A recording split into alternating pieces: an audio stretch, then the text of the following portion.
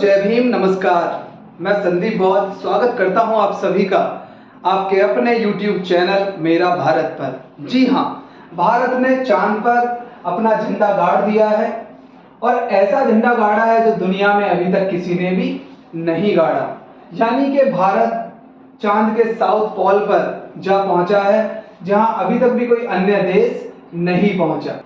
ढेरों बधाइयां पूरे देश और दुनिया से लोगों ने दी हैं। हम भी अपनी और अपने चैनल की तरफ से आप सभी को, देश और दुनिया में रहने वाले एक एक भारतीय को ढेरों मंगल कामनाएं देते हैं। यकीनन ये हमारे लिए गर्व का विषय है, यकीनन ये हमारे लिए गर्व का विषय होना चाहिए कि भारत ने चांद पर इतिहास रचा है। आगे पता नहीं कब कोई दूसरा देश वहां पर पहुंचेगा। लेकिन यहाँ पर आज जो बात हम करने जा रहे हैं वो थोड़ी सी अटपटी आपको लग सकती है। भारत चांद पर पहुंचा, बहुत अच्छा, आप लोग भी खुशी का जो जश्न है वो मनाया सभी देशवासियों ने, और मनाना भी चाहिए। लेकिन अभी हम थोड़ा सा प्रयास करेंगे जानने का इस देश की रियलिटी, क्योंकि चैनल का नाम हमने मेरा भारत ऐसे ही नहीं रखा। हम प्रयास करेंगे कि देश की जो रियलिटी है उस पर भी थोड़ी चर्चा कर ली जाए, जो बहुत चकाचौंध के सामने छिप जाती है। तो हम बात करेंगे एक ऐसी रियलिटी की जो इस देश में सदियों से तो चली आ रही थी, लेकिन आज़ादी के लगभग 75 साल बाद भी अभी भी हमें उसके साइड इफेक्ट, उसकी समस्याएं देखने को मिलती हैं। जी हाँ, मैं बात कर रहा हूं मैनुअल स्क्वेंजिंग। आपको थोड़ा सा अटपटा लगेगा, हम चांद पर पहुंचे, ये आप लोगों को दिख रहा है क्लियर। हमने इसीलिए प्रयास किया डिजिटल माध्यम को लाने का, मोर इम्प्रूव करेंगे। ये मैनुअल स्क्वेंजर यानी कि हाथ से गंदगी साफ करने वाले या गटर के अंदर गंदगी साफ करने वाले लोग हैं, जो इस देश में आपको आसपास कहीं भी मिल जाएंगे। आप लोगों को और मैं फोटो दिखाऊंगा किस तरीके से ये लोग सफाई करते हैं। ये देखिए,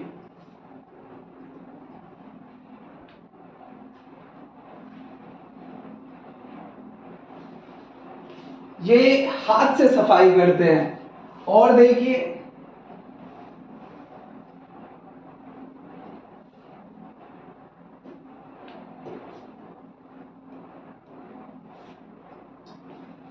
ये भी हाथ से सफाई करती हुई तस्वीर आपको दिख रही होगी।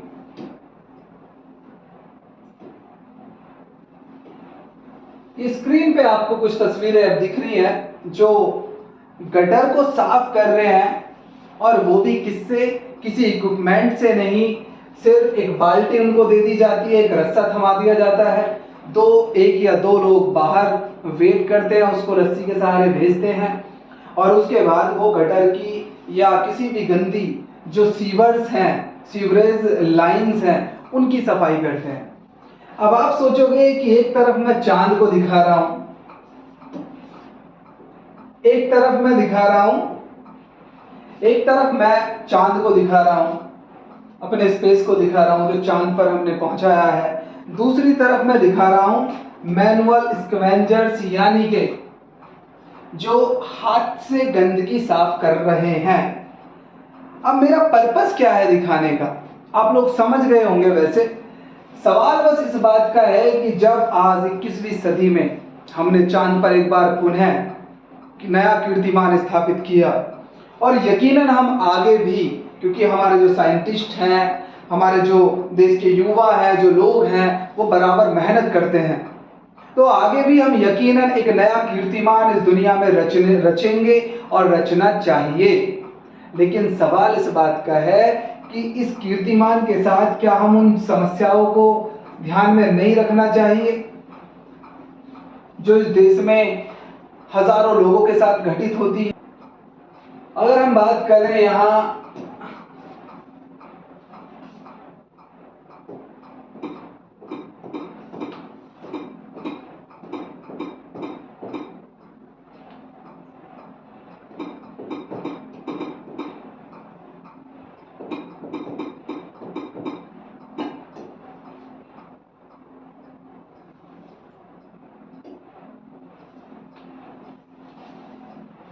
ये देखिए,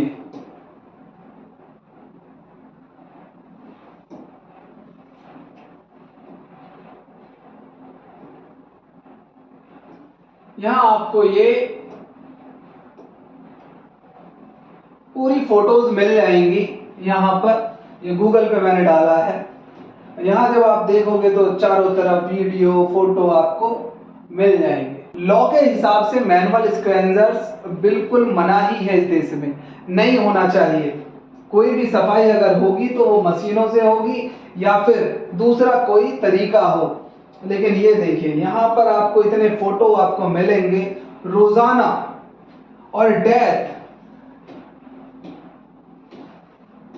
अगर मैं लेटेस्ट की बात करूं, ये देखिए, और अगर हम डेथ के आंकड़े पढ़ें तो ये देखिए गूगल पे आ गया है, manual scavenging is a banned practice under the prohibition of employment as manual scavengers and their rehabilitation act 2013, यानी कि 2013 में एक एक्ट आया जिसके अनुसार मैनुअल स्क्वेंजिंग यानी कि हाथ से गंदगी साफ करना बिल्कुल मनाही है।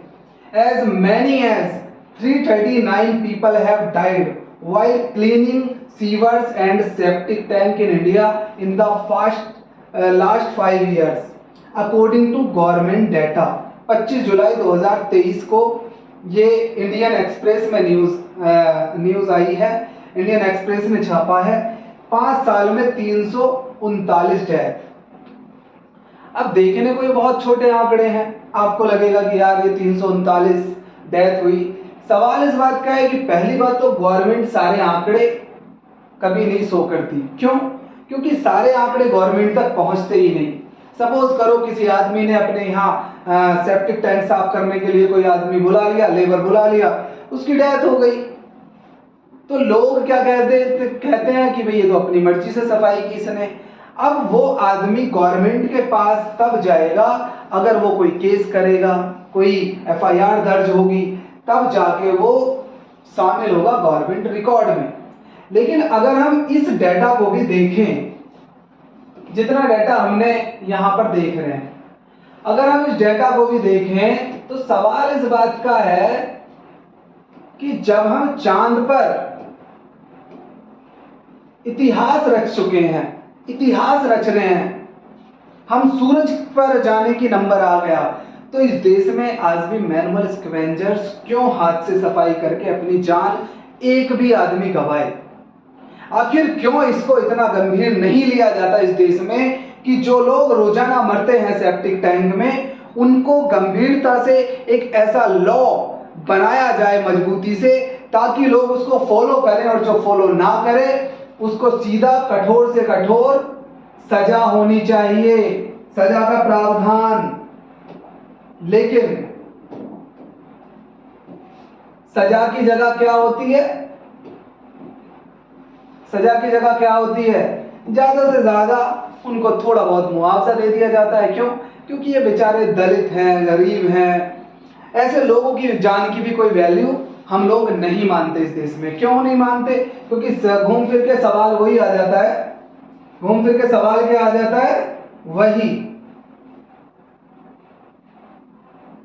सवाल आ जाता है, जाति। सवाल किस चीज का आ जाता है? सॉरी,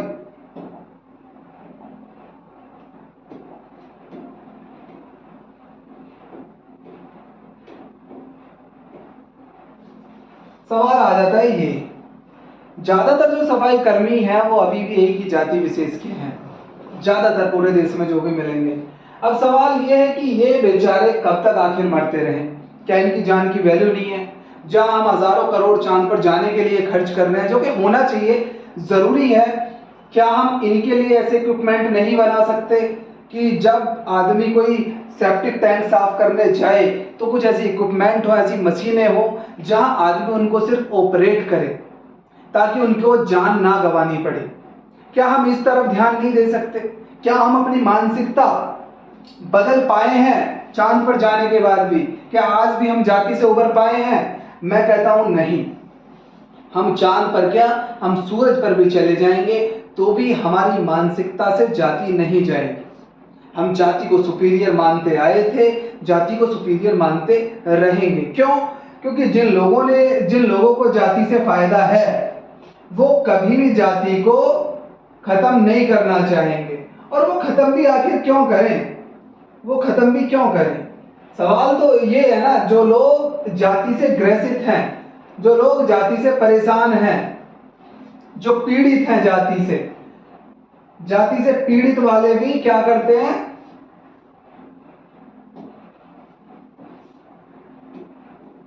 जो जाति से पीड़ित हैं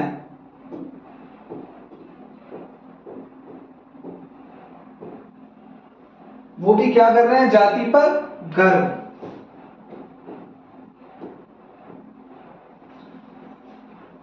मुझे गर्व है अपने वाल्मीकि होने पर, मुझे गर्व है अपने चमार होने पर। द ग्रेट चमार लिख रहे हैं, the great Valmiki, the great Dhobi, the great Khatik, the great Gujar, the great Jat, the great फलाना, द ग्रेट ढिमका। अब सवाल ये है कि हम चांद पर पहुंच जाएं, चाहे हम सूरज पर पहुंच जाएं, लेकिन अगर हमारी सोच जाति पर आकर अटक जाती है, वही दो कौड़ी की सोच हो जाती है, तो फिर फायदा क्या है? हमारी मेंटेलिटी, हमारी मानसिकता भी तो बदलनी चाहिए। और यही मानसिकता है ये जो इस समस्या को निराकरण नहीं होने दे रही। ये कुछ भी आंकड़े नहीं है। अगर खुले शब्दों में आएंगे, अगर सही रूप में देखा जाएगा तो पता चलेगा कि इनके आंकड़े क्या हैं। हम लोगों को विचार करना पड़ेगा, खासकर उन लोगों को जो समाज में जागरूक हैं, जो समाज में संवैधानिक पदों पर विराजमान हैं। उन्हें प्रयास करना पड़ेगा और खासकर इन समाज के नेताओं को विचार करना पड़ेगा कि उनका समाज आज भी आखिर पीड़ित, आखिर दबा कुचला, आखिर शोषित क्यों है। इन समाज के नेताओं को भी ईमानदारी से आगे बढ़कर उनकी समस्याओं को समझना पड़ेगा और उस पर कार्य करना पड़ेगा, ताकि जो सपना बाबा साहब डॉक्टर अंबेडकर ने देखा था, किसने देखा था? जो बाबा साहब डॉक्टर अंबेडकर चाहते थे। अब जो बाबा साहब डॉक्टर अंबेडकर चाहते थे, जैसा समाज जहां सबको बराबरी हो, जहां सबको समान अधिकार हो, जहां सबको सम्मान हो, जहां सबको बराबर अधिकार हो, जहां सब लोग एक दूसरे के काम आए। इस बात का है कि जो समाज बाबा साहब डॉक्टर अंबेडकर बनाना चाहते थे, या जैसा बाबा साहब डॉक्टर अंबेडकर चाहते थे ये देश बने, क्या हमारे नेता, हमारा समाज उसके लिए प्रयासरत है? अगर नहीं तो उसको सोचना पड़ेगा, उसको विचार करना पड़ेगा। तभी ये जो समस्याएं हैं,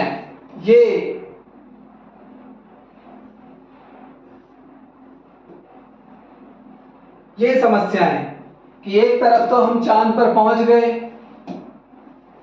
ये समस्याएं एक तरफ कहां पहुंच गए, हम चांद पर, उसमें भी इतिहास रच दिया, लेकिन दूसरी तरफ हमारे देश के युवा, हमारे देश के नागरिक, हमारे देश के